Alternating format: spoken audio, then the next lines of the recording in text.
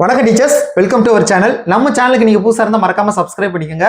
Common 8க்கு மேக்ஸ்க்கு நம்ம previous year question solve பண்ணி பார்த்துட்டு இருக்கோம். ஏற்கனவே ஒரு 30 கொஸ்டின் பார்த்துட்டோம். நீங்க பார்க்கலைன்னா நம்ம சேனல்ல பிளேலிஸ்ட்ல கொடுத்துருப்போம். சரிங்களா, பார்த்துக்கோங்க. இன்னைக்கு அடுத்த ஒரு கொஸ்டின்ஸ் பார்க்க போறோம். ஏற்கனவே 30 பார்த்துட்டோம் டீச்சர்ஸ். இது அடுத்தது 31வது கேள்வி. இப்போ நமக்கு ஒரு எக்ஸாம் அப்படின்னா 30 கொஸ்டின் தான் இருக்கும் மேக்ஸுக்கு. சரிங்களா, அதனாலதான் செட்டுக்கு நம்ம அந்த மாதிரி நம்பர் கொடுத்துருப்போம். 1 to 30 ஏற்கனவே முடிச்சிட்டோம். இது வந்து அடுத்த கொஸ்டின் பேப்பர். ஸோ திரும்ப 1 to 13 நம்பர் வரும். இது கொடுத்துருக்காங்க. கொடுத்துட்டு எக்ஸோட வேல்யூ கேட்டிருக்காங்க. ஓகேவா, இங்க எக்ஸ்போனன்ஷியல் ரூல்னு சொல்லுவோம். அடுக்கு விதிகள் பயன்படுத்தி நம்ம இந்த சம்ம செய்ய போறோம்.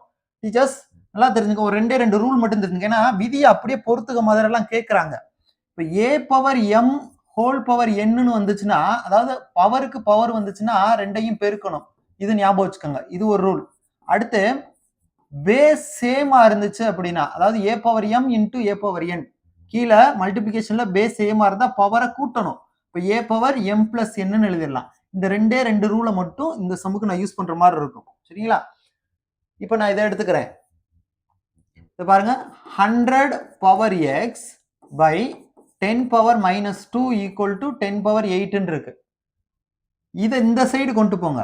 இது டிவிஷன்ல இருக்கு, இங்கிட்டு போறப்ப மல்டிபிளிகேஷன்ல போயிடும். ஓகேவா, so 100 power x equal to 10 power 8 into 10 power minus 2ன்னு வந்துடும். இங்க 10ல இருக்கு, ஸோ இதையும் 10ல மாத்துங்க. இதை 10 ஸ்கொயர்டுன்னு எழுதலாமா? 100 10 ஸ்கொயர்டுன்னு எழுதிடலாம்.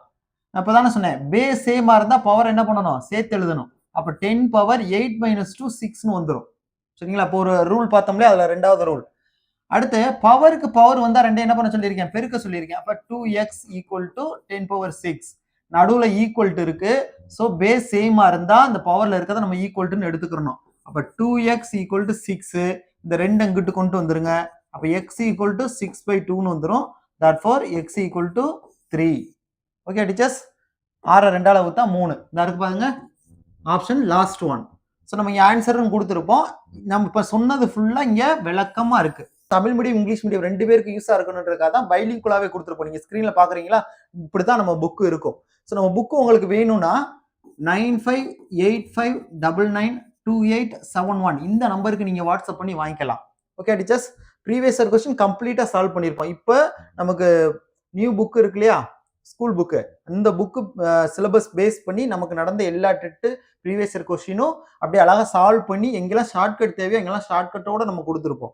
ஸோ உங்களுக்கு வேணும்னா இந்த நம்பருக்கு நீங்கள் வாட்ஸ்அப் பண்ணி வாங்கிக்கலாம். அடுத்த செகண்ட் கொஸ்டின் பாருங்க.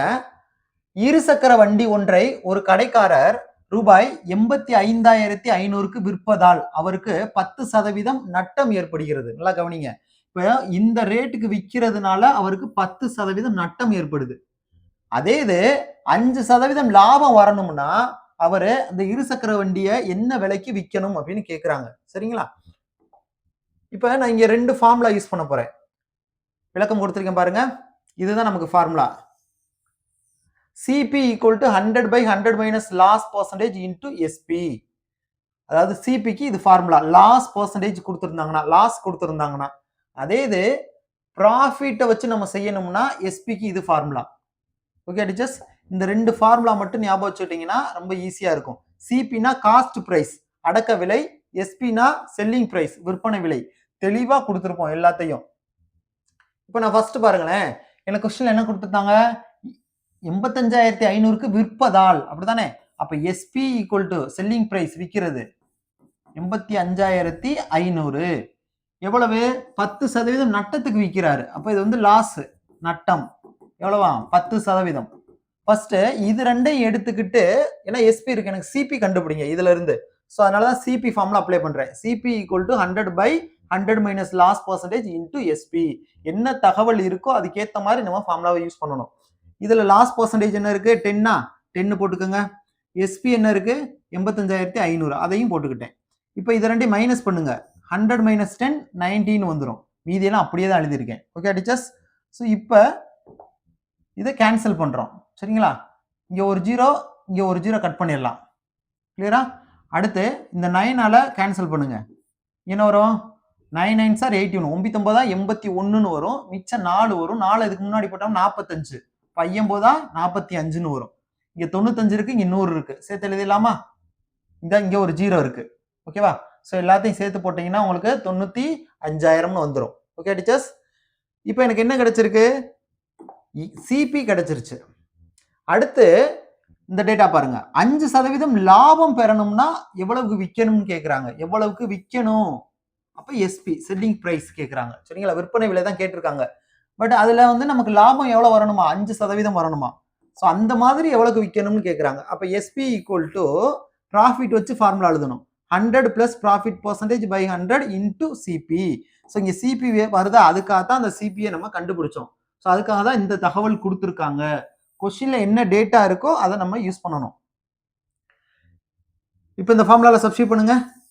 100 + ப்ராஃபிட் பர்சன்டேஜ் எவ்வளோ நமக்கு 5%. அப்போ 5 பை இந்த 100 கீழே அப்படியே போட்டுக்கோங்க. அப்புறம் சிபி இப்போ கண்டுபிடிச்சோம் இல்லையா 95,000, அதை அப்படியே எழுதிக்கிற வேண்டியது. ஓகே டீச்சர்ஸ், இந்த ஃபார்முலால நான் அப்படியே அப்ளை பண்ணிட்டேன். அடுத்து பாருங்க, இப்போ 100 + 5 எவ்வளவு 105, மீதி இருக்க இந்த 100 இதையும் அப்படியே எழுதிக்கிட்டேன். இப்போ இதை கேன்சல் பண்ணிருங்க. கேன்சல் பண்ணீங்கன்னா உங்களுக்கு ஆன்சர் வந்துடும். இங்க 2 0 இருக்கு, இங்க 2 0 கட் பண்ணிட்டு அப்படியே இந்த 950ஐயும் 105ஐயும் மல்டிப்ளை பண்ணிருங்க. மல்டிப்ளை பண்ணிட்டீங்கன்னா 99,750 ரூபாய்னு கிடைக்கும். சரிங்களா, ஸோ நமக்கு ஆன்சர் ஏ, ஆப்ஷன் ஏ இந்த இருக்கு பாருங்க, 99,750. அடுத்து தேர்ட் கொஸ்டின் பாருங்க.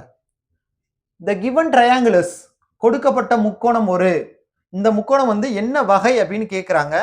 ஆப்ஷன்ஸ் நமக்கு இங்க கீழே இருக்கு. செங்கோண முக்கோணமா, சமபக்க முக்கோணமா, அசமபக்க முக்கோணமா, இரு சமபக்க முக்கோணமான்னு கேட்குறாங்க. படத்தை பாருங்க. இந்த முக்கோணத்துல நமக்கு தெரியணும்ன்றதுக்காக இங்க கோடு கொடுத்துருக்காங்க. இங்க ஒரு கோடு இருக்கு, இங்க 2 கோடு இருக்கு, இங்க 3 கோடு இருக்கு. ஓகேவா, அப்ப வேற வேற தானே இருக்கு.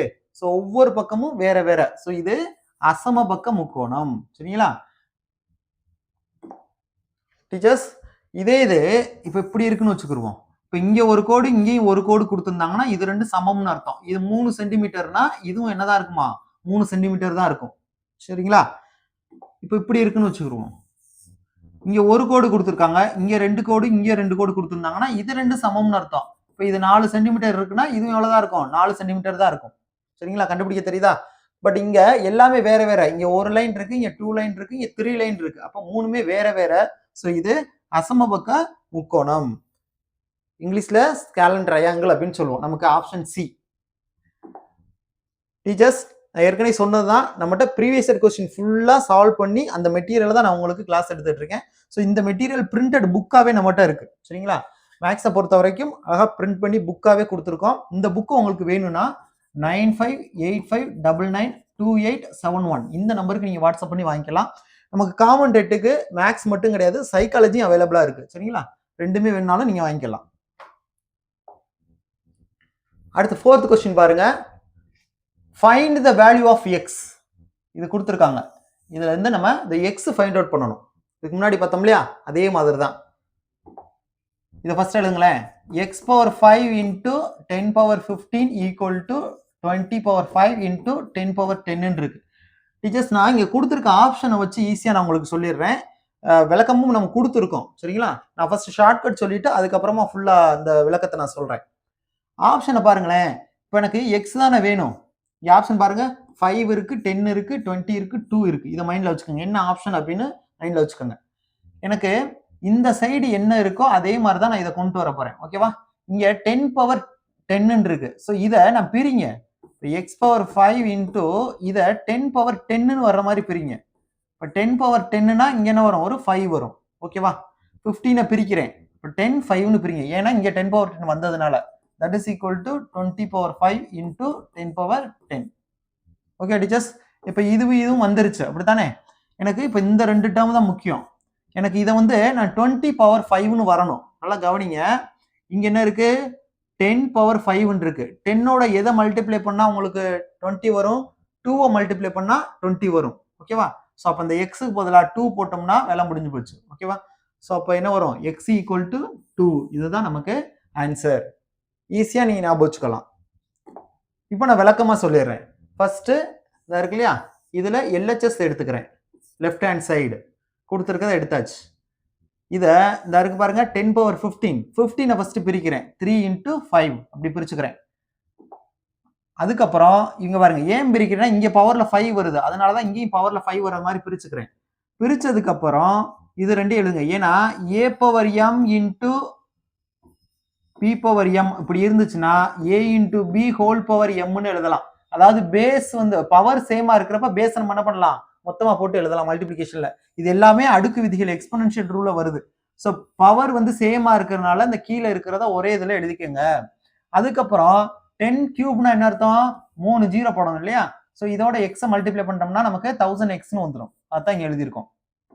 ஓகே டீச்சர்ஸ், அடுத்து ரைட் ஹேண்ட் சைடு எடுத்துக்கங்க. ரைட் ஹேண்ட் சைடு இந்த இருக்கு. ஸோ இதை அப்படியே எழுதிக்கிறேன். இங்கேயும் இங்க 5 வந்ததுனால இங்க பவரை 5ஆ மாத்துங்க. அப்ப 10 பவர் 10 நான் என்னன்னு மாத்துறேன், இந்த 10 இருக்கு இல்லையா, இதை 2 into 5ன்னு பிரிக்கிறேன். இந்த பிரிச்சிருக்கேன் பாருங்க. அடுத்து இங்கேயும் பவர்ல 5 வந்துருச்சு, இங்கேயும் பவர்ல 5 வந்துருச்சு. ஸோ கீழே இருக்கிறத ஒரே பிராக்கெட்டுக்குள்ள போட்டு எழுதிக்கங்க. இப்போ இங்க 10 பவர் 2னா என்ன அர்த்தம், 10 into 10 that means 100. இப்போ 100ஓட இந்த 20 மல்டிப்ளை பண்ணிடணும். மல்டிப்ளை பண்ணோம்னா எனக்கு 2000 வந்துடும். சரிங்களா? இப்போ 2000 எதுக்காகனா பவரை ஒரே மாதிரி கொண்டு வரதுக்காக. இப்போ இங்கேயும் பவர் 5 வந்துருச்சு, இங்கேயும் பவர் 5 வந்துருச்சு. இப்போ எல்ஹெச்எஸ் இது ஆர்ஹெச்எஸ் தானே, ரெண்டு ஈக்குவல் தானே, இங்க ஈக்குவல் தானே கொடுத்துருக்காங்க. ஸோ திரும்ப நான் என்ன பண்றேன், இந்த சுருக்கணும் இல்லையா, இந்த ஆன்சரை நான் ஈக்குவல் டுன்னு போட்டுக்கிறேன். இந்த இடத்துக்கு பாருங்க. ஸோ இதை இங்கே எழுதிட்டேன், இதை இங்கே எழுதிட்டேன், ரெண்டே ஈக்குவல்ட்டுன்னு எடுத்துட்டேன். இப்போ பவர் சேமா இருக்கிறதுனால இந்த பேஸை ஈக்குவல்ட்டுன்னு எடுத்துக்கோங்க. அப்போ 1000x ஈக்குவல் டு 2000 இருக்கு. அப்போ எக்ஸ் ஈக்குவல் டு இந்த 1000 அங்கே கீழே கொண்டு வந்துருங்க. 2000/1000 வந்துடும். 3 ஜீரோ கட் பண்ணிட்டோம்னா எனக்கு 2 வந்து ஆன்சர்னு வந்துடும். ஓகே டீச்சர்ஸ், அடுத்த கொஸ்டின் பாருங்க. இந்த ஃபிபோனாசி வந்து ரொம்ப ரொம்ப முக்கியம் teachers. It's very very important. சரிங்களா? இதை ஸ்கிப் பண்ணி நம்ம போகவே முடியாது. ஃபிபோனாசிஸ் தொடரின் அடுத்த 2 எண்கள் என்ன அப்படின்னு கொடுத்துருக்காங்க. பாருங்க, ஃபிபோனாசி தொடர்னா என்னன்னா, ஃபர்ஸ்ட் ஒரு 2 1 எடுத்துக்கோங்க. சரிங்களா? அடுத்து இது ரெண்டையும் ஆட் பண்ணுங்க 2, அப்புறம் இது ரெண்டையும் ஆட் பண்ணுங்க 3, அப்புறம் இது ரெண்டையும் ஆட் பண்ணுங்க 5, இது ரெண்டையும் ஆட் பண்ணுங்க 8. இப்படி என்ன பண்ணணும்னா முன்னாடி இருக்க நம்பர் அப்படியே கூட்டி கூட்டி எழுதிட்டு போயிட்டே இருக்கணும். சரிங்களா? ஸோ இப்போ எனக்கு என்ன வந்திருக்கு, இதுவரையும் தானே கொடுத்துருக்கோம். அப்போ அடுத்த நம்பர் என்ன பண்ணணும், இது ரெண்டையும் கூட்டணும். கூட்டணும்னா 8 8 13ன்னு வருமா? அடுத்து இது ரெண்டையும் கூட்டணும்னா 21ன்னு வந்துடும். ஓகே டீச்சர்ஸ், ஸோ நம்ம கேட்டிருக்கிறது இந்த நம்பரும் இந்த நம்பரும் தான் கேட்டிருக்காங்க. அப்போ 13,21 எங்க இருக்கு, இந்த இருக்கு, சி ஆப்ஷன். கிளியரா? ஸோ அதான் இங்க கொடுத்துருக்கோம். இது ரெண்டையும் கூட்டி 2 வந்திருக்கு, இது ரெண்டையும் கூட்டி 5 வந்திருக்கு, இது ரெண்டையும் கூட்டி 8 வந்திருக்கு. அப்போ அடுத்த நம்பர் வேணும்னா இது ரெண்டையும் கூட்டணும். ஸோ இது ரெண்டையும் கூட்டணும்னா 13. ஸோ அடுத்து இந்த 13ஐயும் இந்த இருக்க 8ஐயும் கூட்டணும் இல்லையா? ஸோ அதான் இங்கே தெளிவாக நம்ம ஆன்சர் கொடுத்துருப்போம்.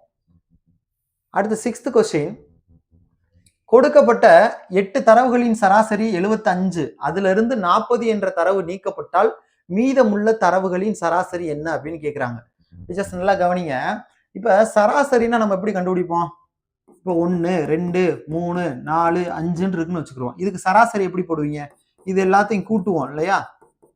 கூட்டிட்டு எத்தனை நம்பர் இருக்கோ அத்தனையால வகுப்போம். இப்போ 5 நம்பர் இருக்கு, அதனால பை 5ன்னு போடுவோம். இதுதான் எனக்கு சராசரி கண்டுபிடிக்கிற விதம். இதே மாதிரி ஒரு 8 தரவு, இங்க வந்து நான் 5 தரவுகள் எடுத்துக்கிட்டேன். அவங்க என்ன சொல்றாங்க, 8 தரவுகள் இருக்கு, அதோட சராசரி வந்து 75. ஸோ இந்த மாதிரி பண்ணணும். இந்த 8 தரவுகளை சராசரி பார்த்தோம்னா ஆன்சர் 75. அதுல இருந்து 40 என்ற தரவு நீக்கப்பட்டால், இந்த 8 தரவு இருக்கு இல்லையா, அதுல ஒரு தரவு வந்து 40, அதை நீக்கிட்டோம்னா அப்ப சராசரி என்ன அப்படின்னு கேட்கிறாங்க. ஆன்சர் கொடுத்துருக்கேன் பாருங்க. இங்கிலீஷ் மீடியத்தும் கொடுத்துருப்போம், தமிழ் மீடியத்தும் கொடுத்துருப்போம். இப்போ எனக்கு 8 தரவுகள் அப்படின்னா டேட்டா வந்து 8 இருந்துச்சுன்னா எனக்கு மீன் எவ்வளவு, 75. ஓகேவா? இது மட்டும் தான் எனக்கு தெரியும். இதை வச்சு இதுல 70 40 அப்படின்ற ஒரே ஒரு டேட்டாவை மட்டும் நான் எடுக்கணும். இதை நீக்கிட்டேன்னா என்ன வரும்? சரிங்களா? இவ்வளவுதான் விஷயம். கொஸ்டின் இவ்வளவுதான். 8 தரவுக்கு சராசரி 75, அதுல 40ன்ற ஒரு தரவை நீக்கிட்டா சராசரி என்ன? சராசரினா நீங்க என்ன ஃபார்முலா போடுவீங்க, x bar equal to summation x by என்னன்னு போடுவீங்களா? இதுதான் மீனுக்கான ஃபார்முலா. எக்ஸ் சராசரி x bar equal to summation x by என்ன. இது வந்து தரவுகளின் எண்ணிக்கை, இது வந்து சராசரி. சராசரி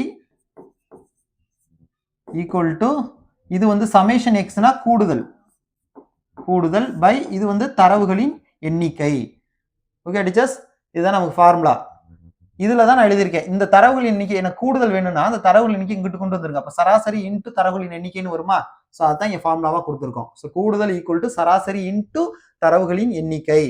அப்ப 8 மொத்தம் எத்தனை தரவுகள் இருக்கு, எனக்கு 8 தரவுகள் இருக்கு. சராசரி அளவு 75. ஓகேவா?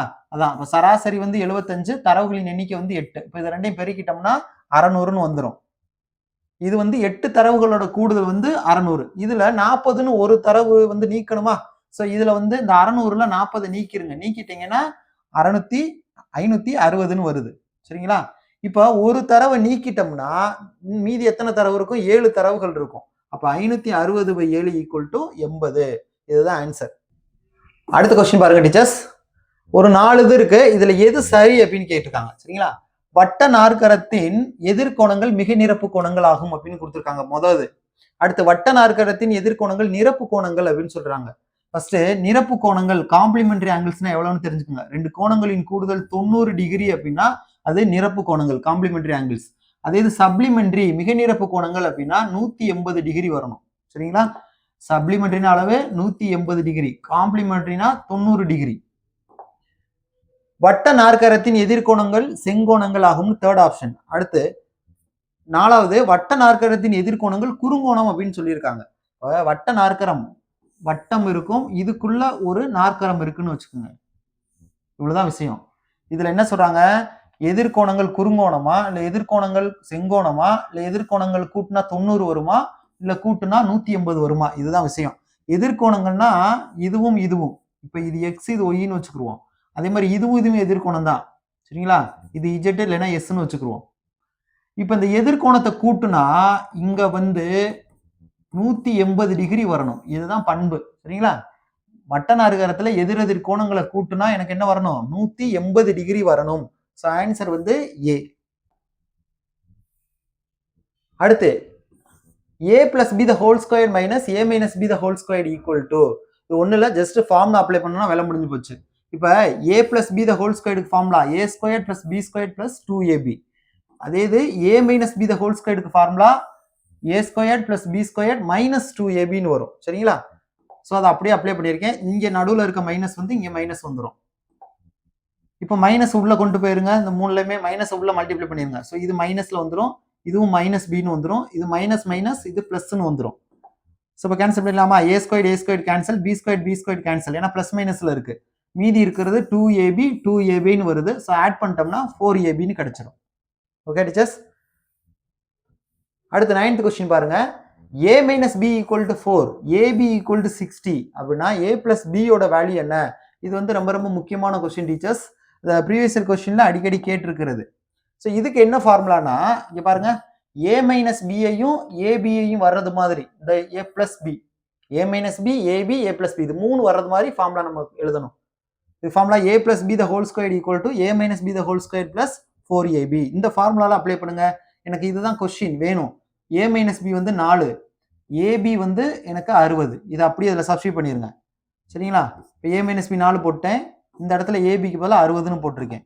இப்போ 4 ஸ்கொயர் பண்ணோம்னா 16, இது ரெண்டையும் இப்போ 4ஐயும் 60ஐயும் பிராக்கெட்னா பெருக்குனீங்கன்னா 240. ஸோ இது ரெண்டையும் கூட்டிருங்க, கூட்டினீங்கன்னா 256ன்னு வருது. டீச்சர்ஸ் நல்லா கவனிங்க, இங்க whole square a plus b the whole square equal to 256. ஆனா எனக்கு a பிளஸ் பி தான் வேணும், ஹோல் ஸ்கொயர் தேவையில்லை. அப்போ ஸ்கொயர் வேண்டாம்னா நான் என்ன பண்ணணும்? இதுக்கு ஸ்கொயர் ரூட் எடுக்கணும்.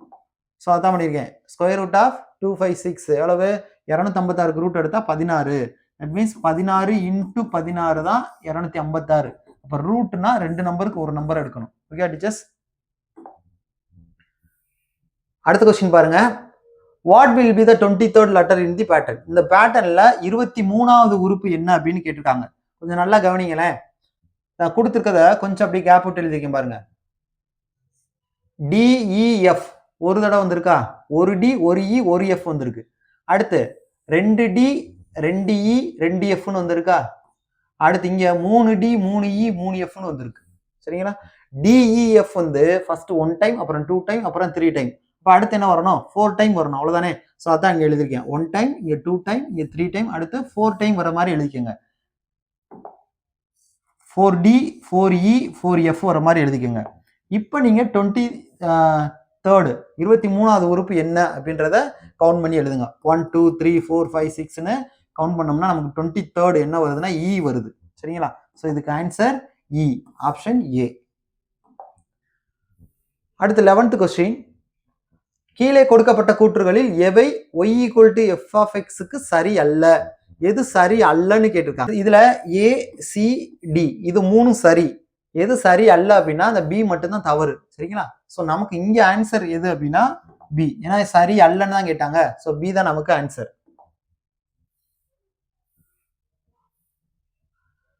அடுத்த கேள்வி, வட்ட தகட்டின் ஆரம் 7 சென்டிமீட்டர் எனில் சுற்றளவு என்ன? சோ ஆரம் வந்து 6 கொடுத்திருக்காங்க 7 சென்டிமீட்டர். இது என்ன தகடு? வட்ட தகடு. அப்ப வட்டத்தின் சுற்றளவு எனக்கு ஃபார்முலா 2 பை ஆர். ஓகேங்களா? சோ இதுல சப்ஸ்டிட்யூட் பண்ணிருங்க. 2 இன்டு எனக்கு ஆப்ஷன்ல பாருங்க எல்லாத்துலயும் பை இருக்கு. அப்ப பை அப்படியே வச்சுக்கிற வேண்டியது. 6க்கு பதிலா 7 போட்டுருவோம். இப்ப 2 7s are 14. இந்த பை அப்படியே வரும். அப்ப 14 பைன்னு வரும். ஆன்சர் எங்க இருக்கு? 14 பை இந்த இருக்கு சி. டீச்சர்ஸ் அடுத்த கொஸ்டின் கவனிங்க. இப்போ அசல் வந்து 2 லட்சம், வட்டி வீதம் வந்து 4%. இப்ப 2 வருஷத்துக்கு கூட்டு வட்டிக்கும் தனி வட்டிக்கும் என்ன வேறுபாடு அப்படின்னு கேக்குறாங்க. இப்ப 2 வருஷத்துக்கு சிம்பிள் இன்ட்ரெஸ்ட்டுக்கும் காம்பவுண்ட் இன்ட்ரெஸ்ட்டுக்கான difference formula P into R by 100 whole squared. சரிங்களா? இதுதான் ஃபார்முலா. இதுல P வந்து எனக்கு 2 லட்சம், R வந்து 4%. இதை தூக்கி அப்படியே இதுல சப்ஸ்டிட்யூட் பண்ணிருங்க, ஆன்சர் கிடைச்சிரும். ஃபார்முலால போட்டுலாமா? இப்ப Pக்கு பதிலா என்ன போடுவீங்க? 2 லட்சம் போட்டுருங்க. Rக்கு பதிலா நான் 4ன்னு போட்டுறேன். இப்ப இதை அப்படியே எழுதிக்கிருவோம். இதை மட்டும் கேன்சல் பண்ணுங்க. ஒரு நாள் 4, 100 4ஆல அடிச்சிட்டோம்னா 25ன்னு வரும். Okay teachers? இந்த ஸ்டெப் தான் அப்படி இங்க கொடுத்துருக்கேன். இப்போ 1 ஸ்கொயர் பண்ணா 1 தான். இப்போ 1 இன்டூ 2 லேக்ஸ் 2 லேக்ஸ்னு வந்துடும். திரும்ப அந்த 25 ஸ்கொயர் பண்ணோம்னா ஸ்கொயர்னா 2 தடவை போடணும். 25 இன்டூ 25 எவ்வளவு? 625ன்னு வந்துடும். இப்போ இதை கேன்சல் பண்ணுங்க. கேன்சல் பண்ணீங்கன்னா 320. அடுத்த கொஸ்டின் பாருங்க டீச்சர்ஸ். கொடுக்கப்பட்ட எண்களில் எவை நிகழ்தகவாக இருக்க முடியாது அப்படின்னு கேட்கிறாங்க. நிகழ்தகவு அப்படின்னாலே நமக்கு வேல்யூ 0ல இருந்து 1 வரைக்கும் தான் வரணும். சரிங்களா? Probability of A must lies between 0 and 1. 0ல இருந்து 1 வரைக்கும் தான் ஆன்சர். 1 0வா இருக்கலாம், ஈக்குவல் டு பாருங்க 0 வரலாம், இல்லைன்னா 1 வரலாம், இல்லைன்னா அதுக்கு இடையில இருக்கணும். நெகட்டிவ்ல கண்டிப்பா வராது, 1 தாண்டியும் வராது. ஸோ நமக்கு என்ன கேட்டாங்க? எது இருக்க முடியாதுன்னு கேட்டிருக்காங்க. இப்போ 0.5 வரலாம், ஏன்னா 0ல இருந்து 1க்குள்ள தான். 1 வரலாம், ஈக்குவல் இருக்கு. இதுவும் வரலாமா? 0.253 இதுவும் வரலாம். 1 பாயிண்ட் இது 1 தாண்டிடுச்சு பாருங்க. ஸோ இது வராது. அடுத்த கொஸ்டின், ஒரு ஸ்டேட்மெண்ட் கொடுத்துட்டு இது வந்து என்ன தியரம் அப்படின்னு கேட்டிருக்காங்க. ஒரு முக்கோணத்தின் ஒரு கோணத்தின் உட்புற இரு சமவெட்டியானது அக்கோணத்தின் எதிர்பக்கத்தை உட்புறமாக அம்முக்கோணத்தினை அடக்கிய பக்கங்களின் விகிதத்தில் பிரிக்கும் என்பது என்ன அப்படின்னு ஒரு 4 தேட்டம் கொடுத்துறாங்க. பித்தாகரஸா, தேல்ஸா, அடிப்படை சமமா, இல்ல கோண இருசம வெட்டியான்னு கேட்கிறாங்க. இது வந்து கோண இருசம வெட்டி, ஆங்கிள் பைசெக்டார் தியரம். டீச்சர்ஸ் நல்லா கவனிங்க. இங்கேயே வரும் பாருங்க, இரு சம வெட்டியானதுன்னு வருதா? ஸோ இது வந்து கோண இருசம வெட்டி தேற்றம். ஈஸியா சொல்லிடலாம். இது வந்து ஜஸ்ட் உங்களுக்கு கீக்காக சொல்றேன். டீச்சர்ஸ் இப்போ நீங்க ஸ்கிரீன்ல பார்த்த இந்த சம்ஸ் எல்லாமே பிரிண்டட் புக்காவே நம்மகிட்ட இருக்கு. இந்த புக் உங்களுக்கு வேணும்னா 9585992871 இந்த நம்பருக்கு நீங்க வாட்ஸ்அப் பண்ணி ஆர்டர் பிளேஸ் பண்ணிக்கலாம். ஓகே டீச்சர்ஸ், மீதி சம்மா அடுத்த வீடியோல பார்க்கலாம். நன்றி.